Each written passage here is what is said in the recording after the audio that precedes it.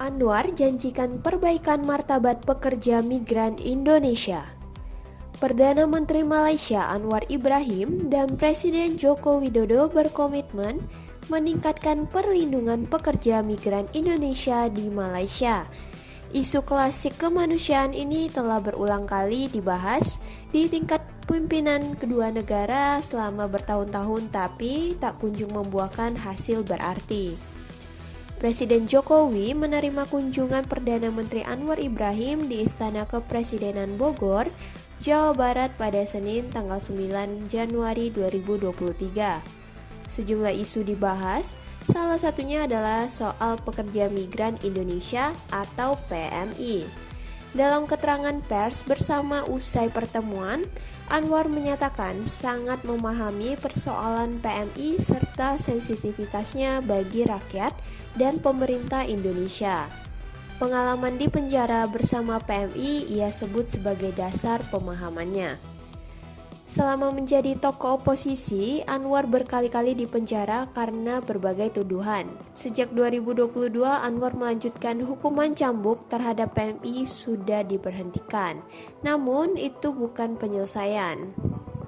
Untuk itu, Anwar berjanji memastikan kerja-kerja agen penyalur pekerja migran Indonesia hanya sekadar fasilitasi saja.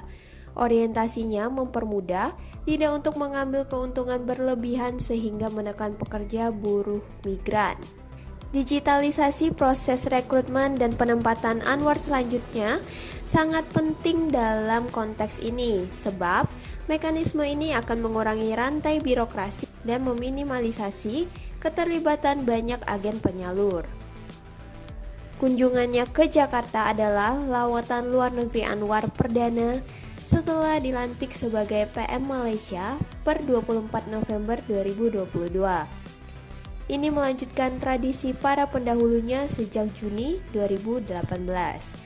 Dalam kuliah umum di Jakarta selepas pertemuan bilateral di Istana Bogor, Anwar berjanji menyelesaikan pembenahan soal penempatan dan perlindungan pekerja migran pada tahun ini.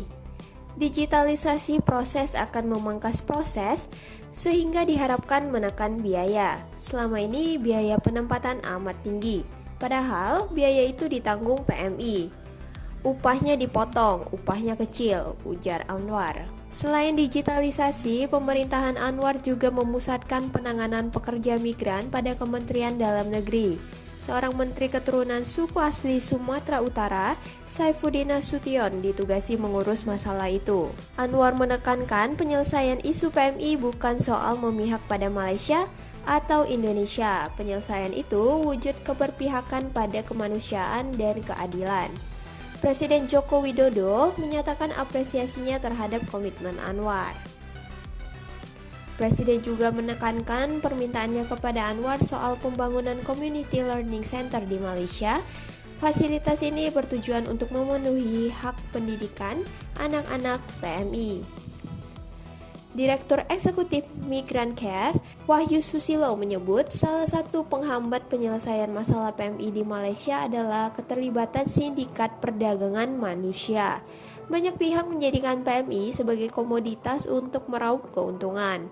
Sindikat ini tersebar di Malaysia dan Indonesia. Oleh karena itu, pembenahan tidak hanya harus dilakukan di Malaysia, Indonesia juga harus lebih serius memberantas jaringan perdagangan orang di dalam negeri. Koordinator Forum Pekerja Migran Indonesia atau FPMI Zainul Arifin menyebut ada biaya baru sejak awal 2023. Calon pekerja harus mengurus visa kerja melalui pihak ketiga dengan biaya 1,1 juta rupiah.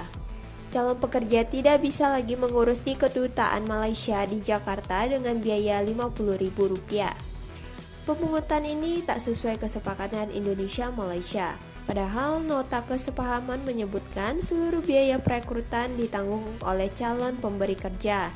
Calon pekerja tidak dikutip biaya. Seluruh biaya harus dibayarkan di wilayah hukum Malaysia. Kenyataannya calon pekerja harus membayar di Indonesia. Anissa, 42 tahun, bukan nama sebenarnya, pernah bekerja sebagai asisten rumah tangga di Malaysia sejak 2018 hingga 2021.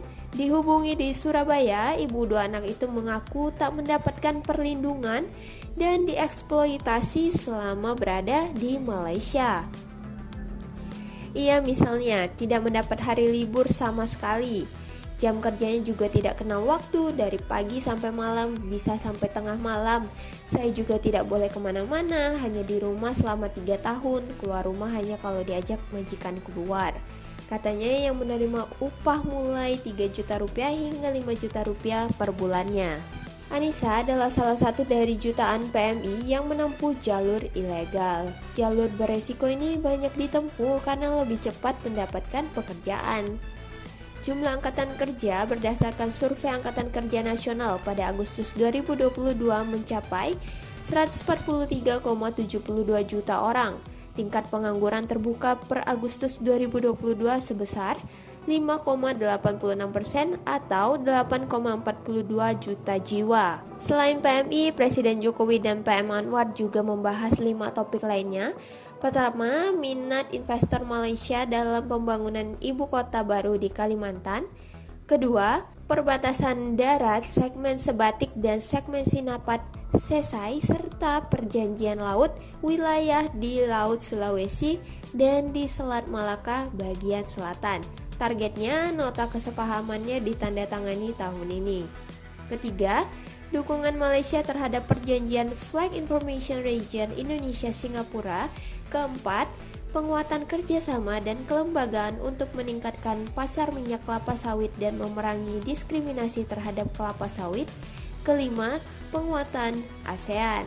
Nah, jadi itu tadi berita tentang perbincangan antara Presiden Joko Widodo dan Perdana Menteri Malaysia Anwar Ibrahim yang janjikan perbaikan martabat pekerja migran Indonesia atau PMI di Malaysia. Jangan lupa like dan subscribe agar kalian tak ketinggalan berita terbaru lainnya dari Masisi News Channel. Terima kasih.